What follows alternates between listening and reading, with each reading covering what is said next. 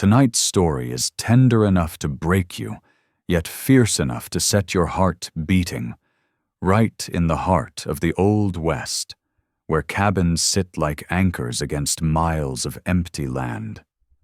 This is where no sheriff rides fast enough, and justice depends on the strength of a single man. It all started with a stranger asking for help. Simple words, whispered through fear. Yet it unearthed something much greater. Before we kick off this adventure, don't forget to hit like on the video and let us know in the comments where you're watching from. The creek moved slow this season, gathering into shallow pools beneath the cottonwoods, but livestock could still drink from it. Thorn was headed back toward his cabin when he spotted something near the water, movement that didn't fit the shape of a deer. He eased down from the saddle, dropped the reins over a low limb, and stepped forward, his boots whispering through brittle grass. That's when he saw her. A young woman stood knee-deep in the creek. Her long, dark hair hung soaked down her back, and the torn remnants of her dress clung to her body like wet cloth on stone. Her shoulders were tight the way wild animals freeze when cornered. Her bare feet were scored with cuts, fresh, desperate, and painful. She caught sight of him and stiffened. One arm shielded her chest, the other gestured toward the muddy bank where scraps of her clothing lay scattered. Her voice cracked with exhaustion and fear. "These were my clothes. Cowboy, please help me." Thorn didn't answer at first. He weighed possibilities. Who she was running from, how close trouble might be, whether bringing her home invited danger straight through his door. But the terror on her face erased every bit of that reasoning. He pulled off his coat and extended it slowly, careful not to spook her. Her eyes stayed locked on his, searching him like someone who had been tricked before. Finally, she snatched the coat, turned away, and wrapped it tightly around herself. "All right," Thorn said, quiet as dusk. He guided her out of the water, steadying her when her knees faltered. Her skin was cold even under the heat of the fading day, her voice too faint, her breath too shallow. Up close, he saw the damage clearer, scratches on her legs, reddish marks near her ribs through torn cloth. He lifted her into the saddle when she could no longer stand, then mounted behind her. She clung to the back of his shirt without being told. They rode in silence, dust rising behind them like smoke from fading firelight. When they reached his cabin, he stepped down first, held her steady as she dismounted. She nearly collapsed, but caught herself, clutching his coat. Thorn took her inside and lit a lantern, the small flame glowing against timber walls worn by years of use. His home was sparse. One table, 2 chairs, narrow bed, and a stove stacked neatly with wood. It had stayed that way since Elowyn died. He never tried to make it look lived in again. "Sit by the fire," he murmured, placing a folded blanket near the hearth. She sank down, coat still wrapped around her, eyes darting toward the door as though expecting someone to crash through it. Thorn didn't press her, not yet. He built a fire, set water to heat, then pulled out needle and thread. The dress was torn nearly in 2. He stitched it in silence, rough seams but careful hands. She watched every motion, weighing if a man with calloused hands could still be gentle. When the dress was repaired enough to hold, Thorn leaned back. The cabin warmed, and though fear still sat heavy in her eyes, her trembling eased. He did not know her name, nor who had stripped her dignity beside a creek bed, but she was alive beneath his roof. That was enough for the night. He placed the dress aside, set his rifle across his lap, and sat near the door. He didn't sleep. The fire dimmed into shifting embers, shadows flickering across the walls, and the young woman curled near the hearth, wrapped in coat and blanket, breathing unevenly, half convinced danger would return. It wasn't the first time he had taken in the wounded. Years back, During scouting days, he guarded soldiers, stragglers, even deserters. But tonight was different. This wasn't war. This was a woman who had lost everything, and he was the only barrier between her and the world that broke her. Thorn stayed awake, watching the door, ready for whatever followed her across the dark. But this night settled differently in his chest. Thorn Reddick didn't know her name yet, nor what kind of trouble was trailing behind her, and that uncertainty kept him wide-eyed until dawn. When the first streak of daylight slipped through the cracks of the shutters, Thorn stirred the coals back into flame. The scent of smoke roused her. She sat up slow, clutching his coat around her shoulders as though it was the last solid thing she owned. Her hair hung wild across her face. Thorn set the coffee pot on the stove, waited for the water to boil, and finally spoke. "There's a wash basin outside if you want it. Morning's quiet. Nobody roaming around." She hesitated, then gave a single nod. When she stood, the coat loosened just enough for Thorn to glimpse a deep burn across her shoulder, raw and angry. Rope burn, no doubt. She pulled the coat shut again. He walked outside with her, but kept his distance while she splashed water onto her face, her hands shaking not just from the cold.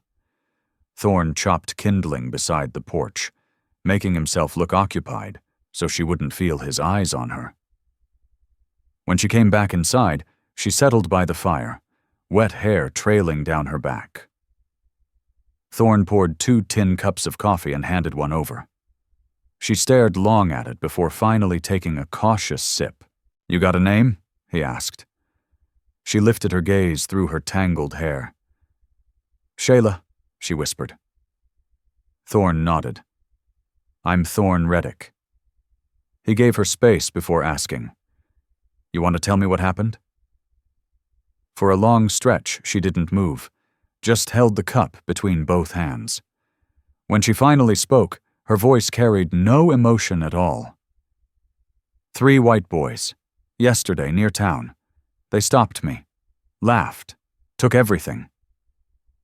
Thorn's jaw tightened. "Just your clothes?" "And food," she murmured. "Corn in a sack. They threw it in the dirt." Her words were clipped, shaken at the edges. Shame sat on her face like dust that wouldn't brush off. She stared into the fire because looking anywhere else hurt too much. Thorn pictured the type. Men who sat too long in the saloon. Men who needed someone weaker to kick at when the whiskey burned down. He saw them spotting her alone on the road and deciding she was an easy chance. "You got family around?" he asked. "No." Her voice hardened. "I came north looking for work, maybe trade. Nothing left south." That was enough truth for him.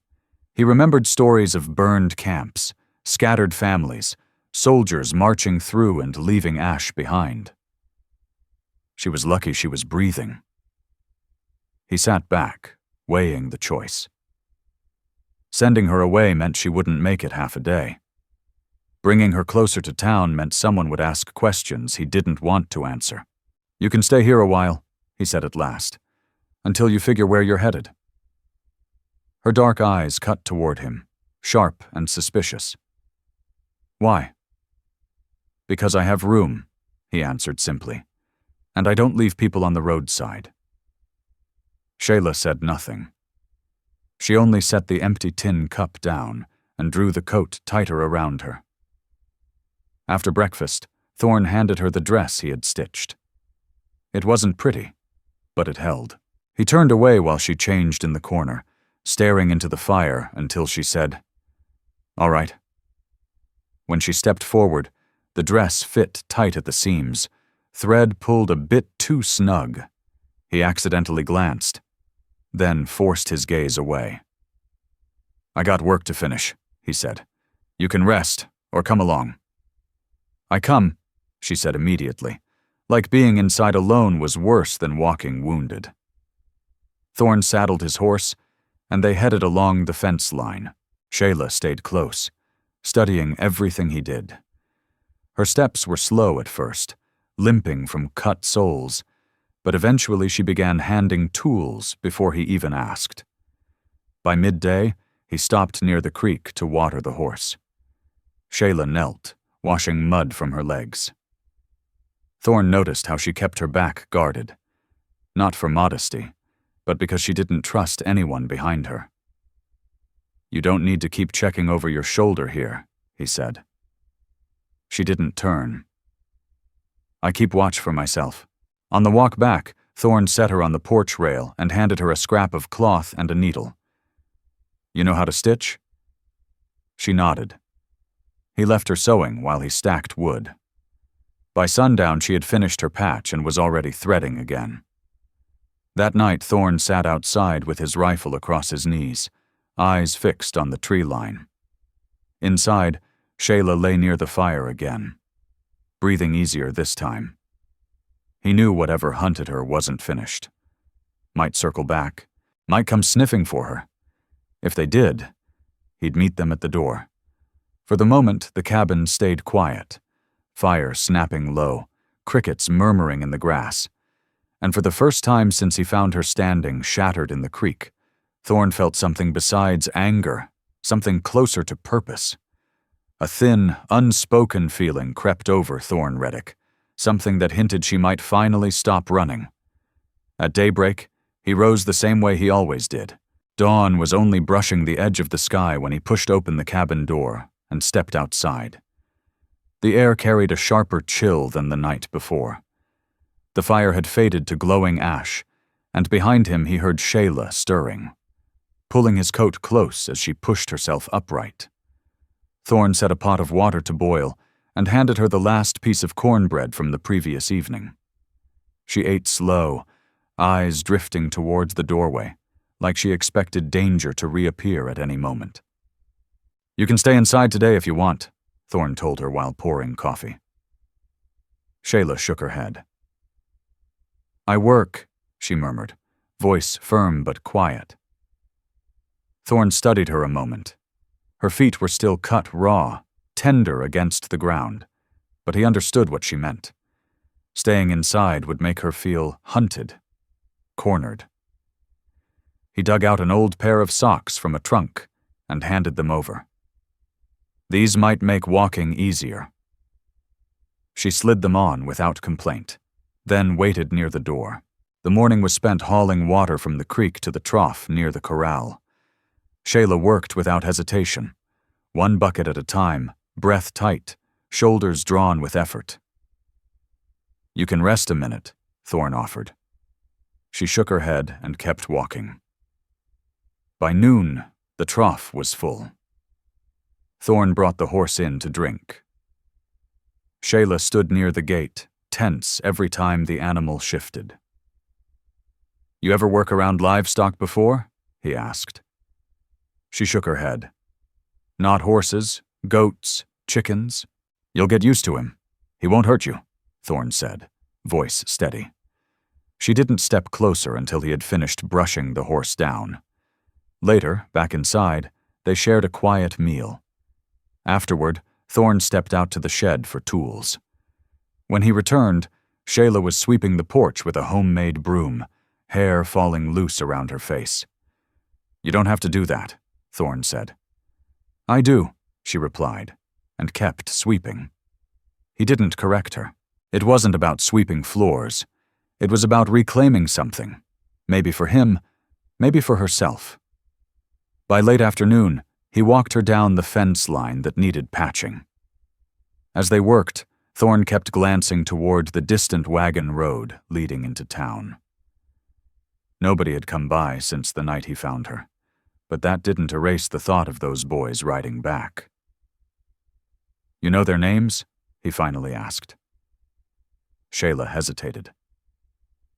"One called Garin," she said. "Others I do not know." Thorne nodded. He knew that name. Garin Sile, ranch hand's son, too much whiskey, too little conscience, trouble always trying to find its mark. "If they show up here," Thorne said quietly, "you stay inside." Shayla looked at him. "You fight them?"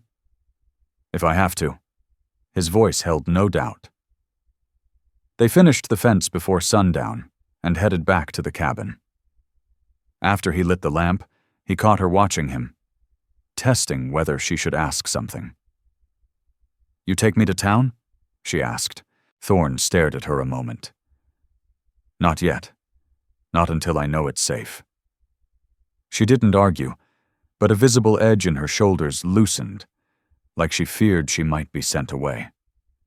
That night, Thorn cooked beans and salt pork while Shayla worked a tear in one of his worn shirts. Her hands moved quickly, clean stitches. Then she folded it neatly and placed it in front of him. "You sew better than I ever have," he admitted. Her mouth almost shaped into a smile. "My mother taught me," she said. When the cabin went quiet and the fire sank low, Thorn rolled his bedding out across the floor rather than taking the cot.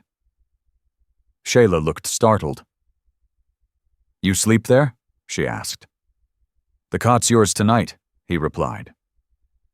She hesitated, then lay down on it, still wrapped in his coat. It was the first time since arriving that she hadn't curled on the hard floor. Thorn sat awake longer than planned, the night alive with cricket sounds, embers whispering in the stove, and her slow breathing growing steady. That old scouting instinct came back, the same vigilance that once kept him alive along hostile trails. But this time it wasn't just for himself. It was for her. Before sleep finally caught him, he made a decision.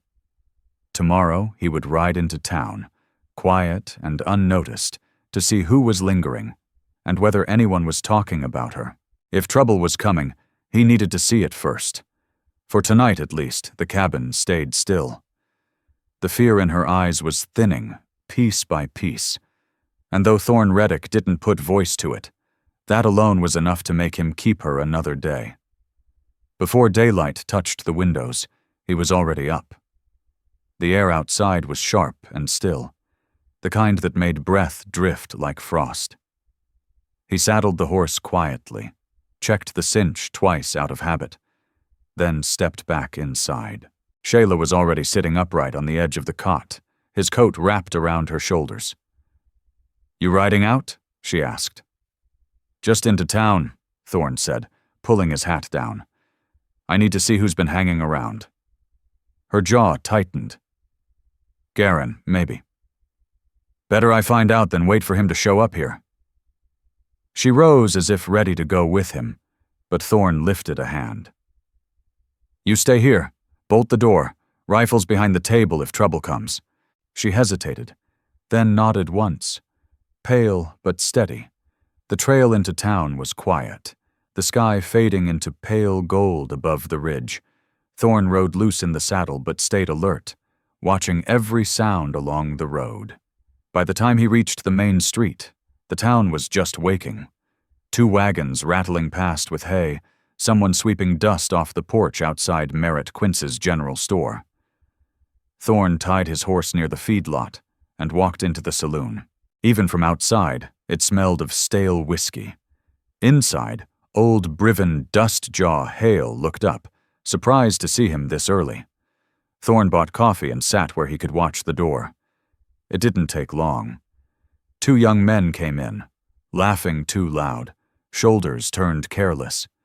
One wore a sweat-stained hat and 2 long hair beneath it.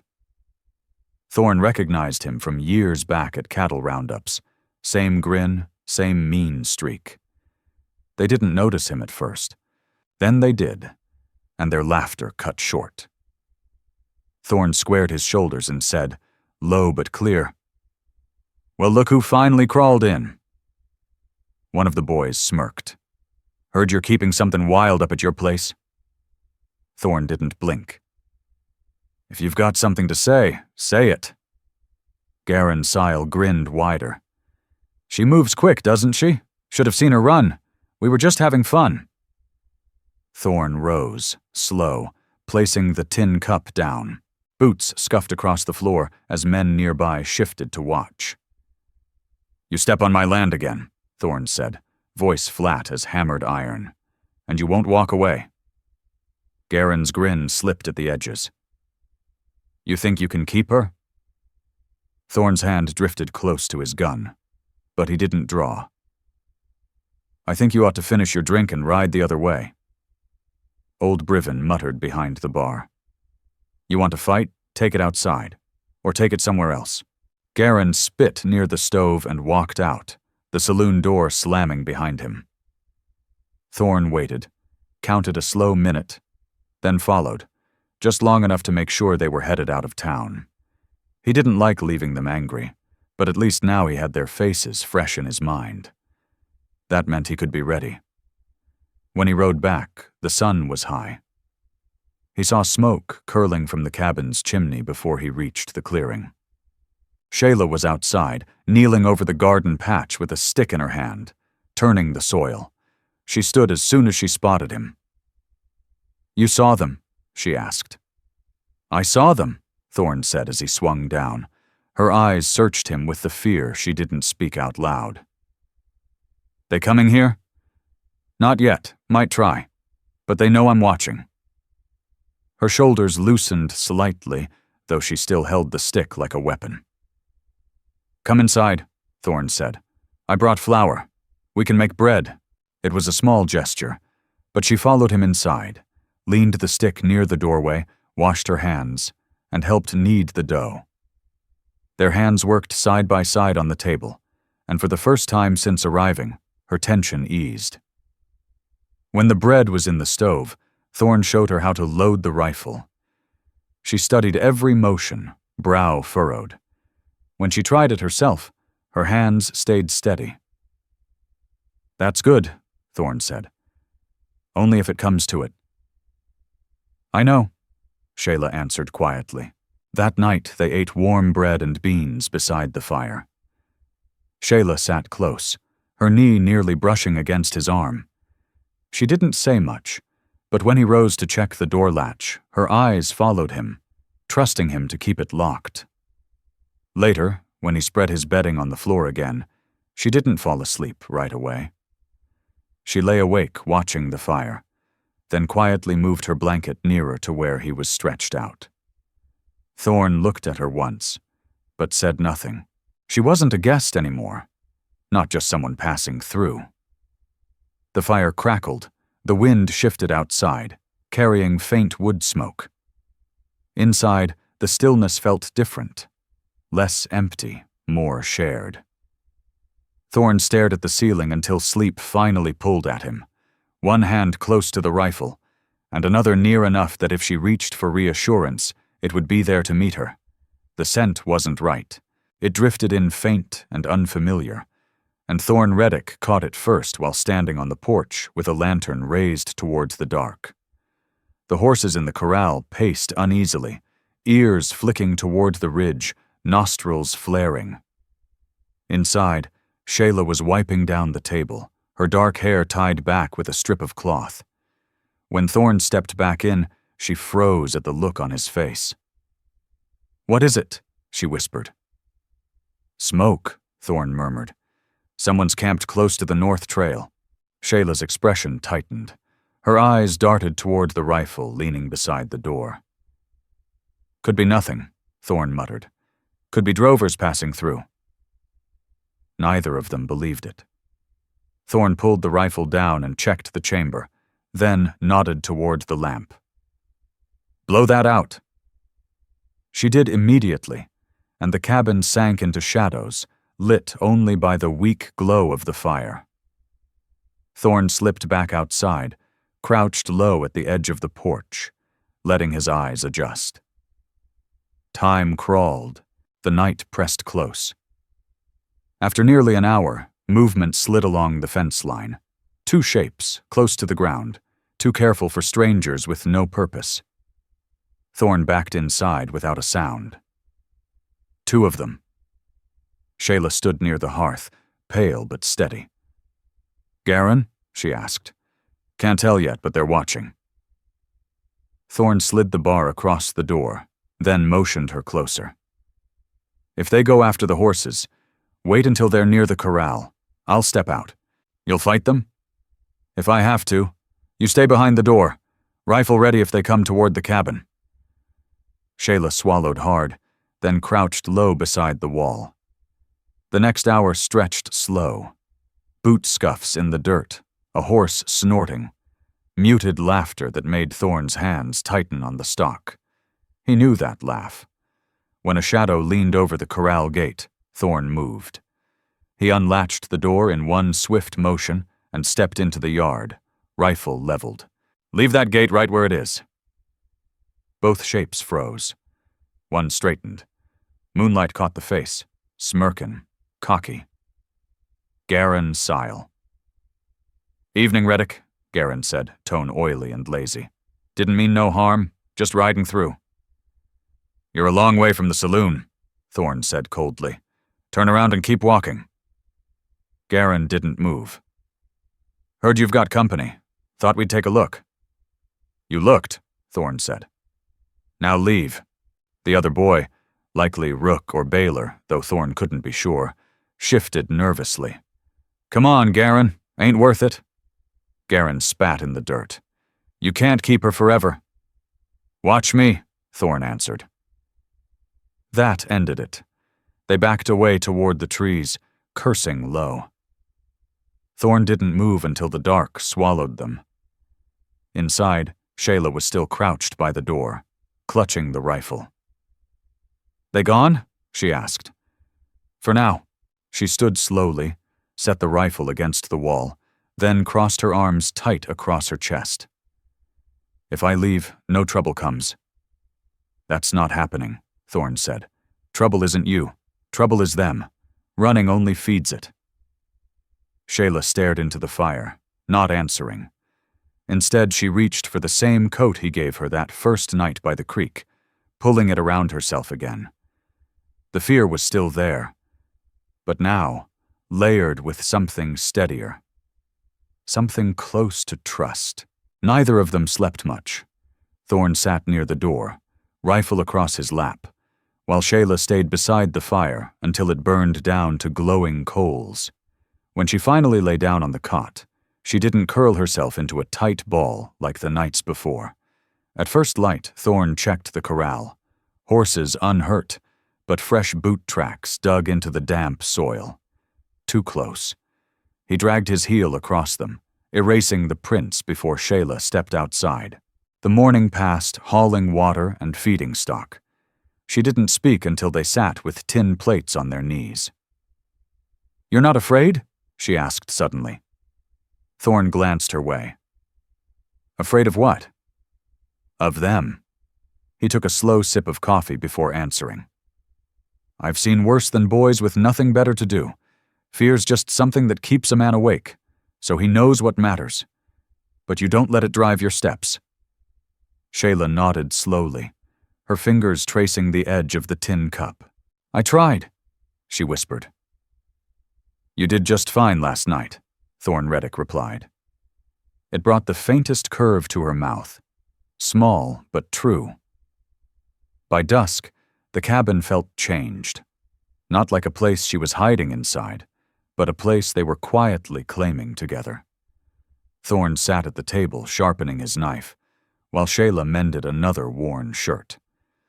When the wind shifted outside, both of them looked toward the door at the exact same moment, ready without speaking. Whatever came next, they wouldn't meet it as strangers anymore. The day that followed felt heavier, like the land itself was waiting for trouble. Thorn sensed it when he stepped outside before dawn. The sky lay flat and gray, cottonwood standing still, not a whisper of breeze. Even the horse moved slower, ears angling towards the ridge every few minutes. Inside, Shayla was already awake, sitting cross-legged near the fire with his coat wrapped around her shoulders. She looked less tense, but her eyes followed him, steady and alert. Thorn carried water in from the well and set it to heat. "We stay close today," he said. "No need to ride far." Shayla nodded. "I watch too." She moved to the doorway, scanning the yard the same way he did now, shoulders squared, jaw still, waiting. Most of the morning passed without much talking. She swept the porch clean, gathered kindling, ground flour for bread. Her hands were dusty but steady. Thorn worked near the corral, fixing a split rail while keeping half his attention on the tree line. By midday, the clouds darkened, heavy with rain, so Thorn called her over to get everything under cover. Shayla helped carry tools into the shed. Mud streaked her arms, but she never slowed. "You're not scared?" she asked quietly as they stacked the last of the wood. "Scared enough," Thorn answered. "I just don't let it make me foolish." She stood a moment, studying him. "You stood there with your rifle. You didn't shake." "Plenty shaking inside," he admitted. Something softened in her expression, like she'd finally learned he wasn't carved out of iron. Rain began at dusk, light at first, then steady. They stayed inside, the sound of water whispering on the roof. Shayla sat on the cot, brushing her damp hair through her fingers. Thorn sat at the table, carving a new tool handle. After a long spell, she spoke. "You fought for me." Thorn didn't look up. "You didn't need to see them take anything else from you." She didn't reply. Not at first. When he finally glanced up, her eyes glimmered in the firelight. "You could have sent me away," she said softly. "And I told you already," Thorn answered. "I don't leave folks to fend for themselves." Shayla stood and crossed the few feet of floor until she was right in front of him, close enough for Thorn to smell the smoke tangled in her hair. "You still look away," she whispered. Thorn set down the knife and met her eyes. "I'm trying to do right by you." She didn't respond with words. Instead, she lifted his rough hand and placed it against the fading mark on her shoulder, the rope burn that had nearly broken her. "You sure?" he breathed. She nodded once. He didn't hurry, let his hand rest where she placed it, then gently brushed a strand of hair away from her face. When he touched her cheek, she didn't pull away. "You're safe here," he said. "I know," she whispered. When he kissed her, it was slow, careful, like he was waiting to see if she would stay. She did. Her hand tightened against his shirt, grounding herself in that moment. When they drew apart, she leaned her forehead against his chest, breath steady now. Thorn wrapped an arm around her shoulders and held her still. They ate supper quietly afterward, and when it came time to sleep, Thorn didn't unroll his bedding on the floor. Instead, he sat on the edge of the cot, waiting. Shayla didn't tell him no. She just shifted over, leaving space. They lay side by side, not touching at first. Then slowly, Shayla moved closer until her head rested against his shoulder. Thorn let out a long breath he hadn't realized he was holding, and rested his hand lightly over hers. Rain softened outside, wind carrying the scent of wet earth through the cracks in the shutters. For the first time since finding her in that creek, the cabin didn't feel like something he was guarding. It felt like something that belonged to them both. Sleep came easier that night. And when Thorn woke once in the dark, reaching for the rifle out of habit, he felt Shayla's hand resting against him, and he let himself exhale. By morning, the sky had cleared sharp and cold. Thorn woke to find her still beside him. Her dark hair spilled across his shoulder like it had always known where to fall. For a long moment, Thorn Reddick stayed still, listening to the quiet rhythm of her breathing against his arm. When Shayla finally opened her eyes, there was no fear left in them, only a steady calm that pressed tight against his chest. "You sleep?" he asked softly. Shayla nodded. "First time," she breathed. Thorn rose, pulled on his boots, and stirred the embers back to flame. The cabin smelled of last night's ashes and wet wood, but it felt different now. Lived in, not temporary. After breakfast, he saddled the horse. "I'm going into town," he said. Shayla's expression changed, the peace from the night before slipping a little. You want me to stay? She asked. You can come, Thorn replied. Your choice. But if you do, you stay close. She hesitated only a breath before nodding. I'll come. The road was still slick from rain, so the horse walked slow, hooves sinking into soft ground. Shayla's hands clung lightly to the back of Thorn's shirt. Not fear, just bracing herself. When they reached town, movement slowed. Folks hauling water, sweeping storefronts, pausing long enough to stare. Thorn didn't look back at them. He tied the horse outside Merritt Quince's general store and helped Shayla down. She held her head high, shoulders squared, but he saw her jaw tighten. Inside, the shop smelled of grain and lamp oil. The storekeeper looked up, brow lifting slightly. Thorn nodded. Need flour, sugar, coffee, nails? Merritt packed the order without fuss, though his eyes flicked to Shayla more than once. She stayed close, her hands clasped neat in front of her. When another young man entered, about Garen Sile's age, Shayla went rigid. Thorn saw it happen. He stepped just enough to block her view. You got something to say, Thorn told the man. You say it somewhere else. No trouble, Reddick, the man muttered, raising both palms. When they walked back outside, Shayla let out a tight breath she'd been holding. You didn't look away, she said. Wouldn't have mattered if I had. Folks see whatever they want anyway. He tied the parcels to the saddle, and they crossed to the blacksmith. Two men there whispered low, talking about Garen being thrown out of old Briven Dustjaw Hale's saloon, drunk and angry, spouting nonsense about the woman up at Reddick's place. Thorn didn't mention it until halfway home. Word's out, he said. Shayla didn't answer at first. Then quietly, Then they'll come. Maybe, Thorn replied, but I'll be ready. Back at the cabin, Shayla unloaded items with steady hands. She swept dirt from the floor, stirred beans, then took laundry to the creek. Thorn watched her kneel beside the water, scrubbing cloth against stone.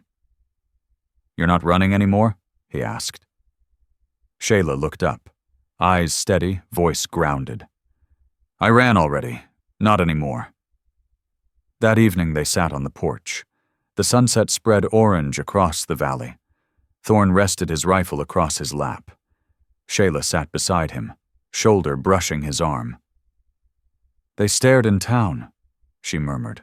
They can stare, Thorn said. Doesn't change a thing. She was quiet for a long time before saying, You told them I stay here. I already did, Thorn answered. She didn't smile fully, but something eased in her face. Her hand found his leg where it rested, and his fingers closed over hers. When they went inside, she moved straight to the cot. Thorn sat beside her, and this time she reached first, pulling him close. Later, as the fire burned down low, they lay side by side again. There was no distance now, his arm resting across her waist, her breathing slow and sure. Outside, coyotes called across the valley, crickets stitching sound into the darkness. But inside the cabin everything was warm, steady, held together. The next 2 days passed uneasily. Thorn stayed near the homestead, fence tools in one hand, rifle always within reach. Shayla worked beside him, hanging laundry, stirring stew, patching the garden rows. But each time wind moved through the trees, her eyes cut toward the ridge. She had not forgotten the night Garen Sile came. Near sundown on the third day, the quiet broke. Hoofbeats, 3 horses, fast across the ridge, cutting clean through the still evening air. Thorn froze where he stood beside the shed, hand tightening around the stacked wood. Not one rider. 3. Coming hard. And they weren't riding friendly. Shayla, Thorn Reddick called out, his voice low but urgent. She was already on the porch, gripping the rifle he'd left near the doorway. Thorn took it from her, checked the chamber, then placed it back into her hands. "Stay inside," he said. "I stay by the door," she answered, jaw set, unmoving. Thorn didn't argue. He stepped down off the porch and stood near the corral, rifle hanging loose at his side, but ready the moment anything shifted. The riders came into view, Garen Sile and 2 others, dust rolling behind them. They slowed long enough to show they weren't here by accident. When they halted, Thorn had to raise his voice to carry the distance. "You're trespassing," Thorn called. Garen grinned from the saddle. "Easy, Reddick. We just came to talk." "Talk from the trail," Thorn answered. Garen swung down, boots hit dirt, and he began closing the distance. "You don't have a right keeping her up here like she belongs to you," he said. Thorn's jaw hardened. "She doesn't belong to you either." The second rider spit onto the ground. "She ain't meant for this place, you know that." "She stays where she wants," Thorn replied. Garen's grin stretched wider. "Does she? Or is she too scared to run?" Behind Thorn, the floorboard creaked. Shayla had stepped just inside the doorway. Her voice came steady, stronger than he had ever heard it. "I stay here," she said. Garen blinked, thrown for a moment. "Girl, you don't know what you're saying." "I know," Shayla cut in. "You took my clothes. You laughed. I don't run again." Silence dropped heavy. Garen's expression shifted, his smile gone now. He stepped forward. That was enough. Thorn raised the rifle, leveled clean. "Mount up," he said. Garen stood still long enough to test whether Thorn meant it. The other 2 had already backed toward their horses. "This ain't over," Garen muttered. "It is if you keep riding," Thorn replied. Garen spit again, swung into the saddle, and jerked his horse around. They started slow, then faster at the turn of the trail. Only when the sound of hooves disappeared completely did Thorn lower the rifle. He turned back toward the cabin. Shayla was still near the doorway, fingers tight around the rifle stock. Her chest rose fast, but her eyes held steady. "You all right?" Thorn asked. She nodded, though her breath still raced. "They don't stop," she whispered. "No," Thorn said, stepping closer. "But they know now. They know you have a place here." Her grip loosened. She set the rifle near the wall, then walked toward him. Her hands were marked with dust from gripping the doorframe, but she placed one palm flat against his chest. "You stand for me," she said. Thorn nodded. Every time. Her fingers curled into his shirt, drawing him in. Thorn didn't hesitate. He bent, kissed her, not careful, not cautious, but certain. Shayla leaned into him without fear, her hands gripping his back. When they stepped apart, the tension was gone from her shoulders. Later, by the fire, Thorn cleaned the rifle and set it within reach. "If they show up again, we may go to the sheriff. Make it official." "Official?" Shayla murmured. "Means nobody touches you without paying for it." She was quiet, then nodded. "Then we go." That night, when they lay down, Shayla didn't wait for him to draw near. She moved first, pressing in close, her head nestled beneath his chin. Thorn rested his hand along her back. For the first time since the creek, he let himself think beyond fences, beyond watching the ridgeline, beyond tomorrow. He pictured a life where she stayed because she chose to, not because she had nowhere else to go. Outside, the darkness settled deep, but it wasn't the fragile quiet of waiting. It was the quiet that follows a line drawn and held. At sunrise the next morning, Thorn saddled the horse. The air was sharp, and footsteps on the porch brought Shayla outside. "You go?" she asked, voice steady now. "Into town," Thorn said. "Best we end this before it starts again." "You want me with you?" He looked at her a moment. She hesitated, just long enough to reveal fear still lived somewhere inside. but then she nodded. I go. They rode together, not fast, not hiding. When they reached town, eyes turned again, but Thorn didn't look away. He tied the horse at the post in front of Sheriff Merrow Tisdale's office. He helped Shayla down, keeping his hand light at her back as they stepped through the door. The sheriff, a worn man in his 50s, lines etched deep at the corners of his eyes, looked up from his desk. Reddick, Sheriff Merrow Tisdale said, then glanced at Shayla. Heard some talk floating around town. Say. You heard right, Thorn Reddick replied. 3 boys, Garen Sile, along with Rook and Baylor, rode out to my place after dark. They tried to spook my horses and came after her. The sheriff leaned back in his worn chair, exhaling through his nose.